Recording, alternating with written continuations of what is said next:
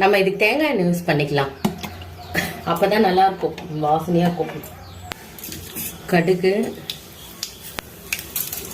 உளுத்தம்பருப்பு, இத்தாளிப்புக்கு இந்த பொட்டுக்கல்லை யூஸ் பண்ணிக்கிறேன். கடலைப்பருப்பு வேணாம், இது போட்டிங்கன்னா கொஞ்சம் நல்லா இருக்கும். பச்சை மிளகாய், கருவேப்பிலை, உப்பு சேர்த்துக்கிறேன். தேங்காய் திருவல் சேர்த்துக்கிறேன். லைட்டாக வதக்கிடுங்க.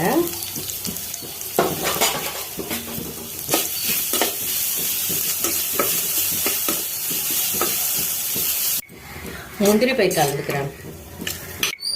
1 கப் ரைஸ் கலந்துக்கலாம். அப்பளம் வறுத்து வச்சது அப்பளம் போட சேர்த்து சாப்பிட்டா அவ்வளோ நல்லா இருக்கும், டேஸ்டா இருக்கும்.